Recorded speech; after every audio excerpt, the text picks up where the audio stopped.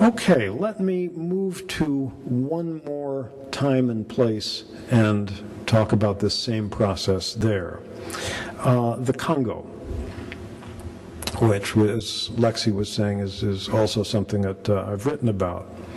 Now, just to review briefly the history that happened there. The European conquest of Africa, the scramble for Africa, as it's sometimes called, between 1870 and 1910, was a pretty bloody business everywhere. But one of the most brutal parts of it was the seizure and colonization of the Congo, the area that today is the Democratic Republic of Congo. For 23 years, from 1885 to 1908, this territory was, before it became the Belgian Congo, it was the personal, private possession of King Leopold II of Belgium, a man who wanted his own colony and managed to persuade first the United States and then all the major nations of Europe to recognize this as the world's only privately owned colony. During the time that he owned it, he made a huge amount of money from it, primarily by harvesting rubber. There was a worldwide rubber boom at the time because they just invented the inflatable tire. There was also tremendous demand for rubber for coating telephone and telegraph wires, industrial uses, and so forth. And rubber grew wild throughout the great equatorial African rainforest, which covered about half of the Congo. Leopold developed a method of forced labor to harvest that rubber. This was not rubber plantation trees, but wild rubber vines that would twine around palm trees and other trees up to where they could get some sunlight. He had a private army, 19,000 officers and men. He would send the army into village after village. They would hold the women hostage in order to force the men to go into the rainforest for days and eventually weeks at a time to gather a monthly quota of wild rubber. And as the price of rubber went up, the quota went up. And this was a horrendous process. Many of the women hostages starved. Many of these male forced laborers were, in effect, worked to death. And then, of course, when you have women being held hostage and men put to work as forced laborers, there's nobody to plant and harvest crops, to go hunting, to go fishing, and so communities ran short of food.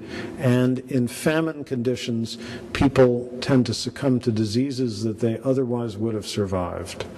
In addition, there were tens of thousands of people killed in rebellions against the regime that were quite brutally suppressed. Hundreds of thousands of people who fled to avoid getting conscripted as forced laborers, but the only place they could go was deep in the rainforest where there was no food, no shelter, and they died. From all of these causes, the best demographic estimates today are that between 1880 and 1920, the Congo's population was cut in half, from roughly 20 million people at the beginning of that period to roughly 10 million at the end. An enormous Holocaust. So after about 1920, by this point King Leopold was dead, it had become the Belgian Congo, the system became much less murderous, in part because Belgian colonial officials realized that if they continued this way they would have no labor supply left, and you can actually find them saying this on paper.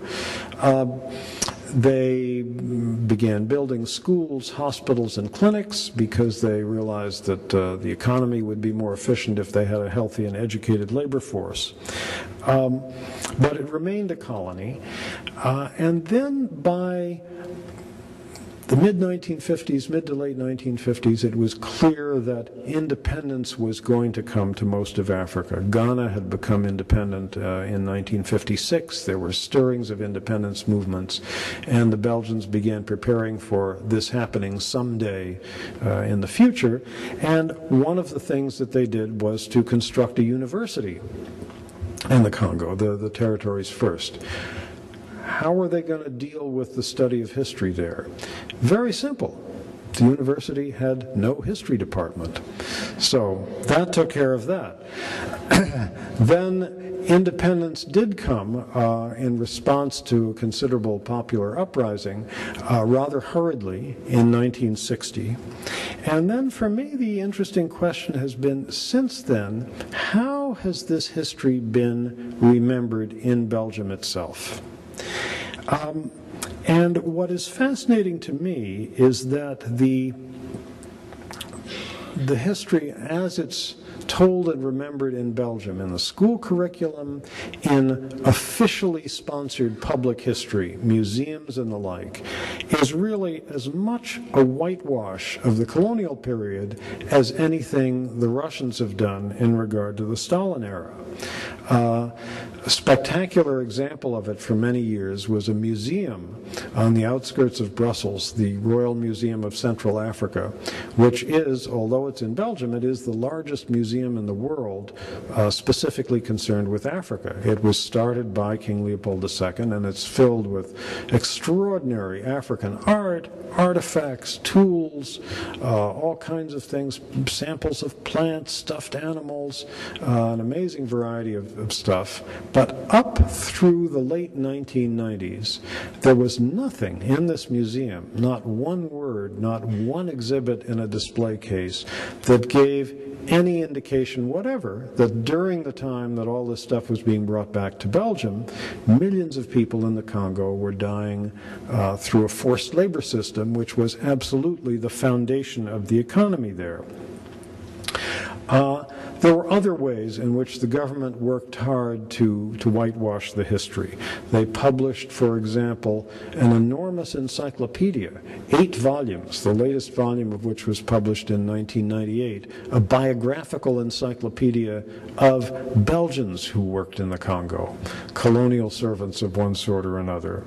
And they've funded for many years an institution which doesn't really have a parallel in the United States or in any European country that I know of, called the Royal Academy of Overseas Studies, used to be called the Royal Academy of Colonial Studies, which publishes a huge series of historical monographs in all the major languages, English, French, German, Dutch. And any major American university library has this series, well over 100 volumes. There are only 2 of them that I can recall that even mention the forced labor system at all. School textbooks, same thing. Here's a short quote from a school textbook that was in use in Belgium in the year 2006. When the Belgians arrived in the Congo, they found a population that was a victim of bloody rivalries in the slave trade. Belgian civil servants, missionaries, doctors, colonists, and engineers civilized the black population step by step. Not a mention of forced labor at all.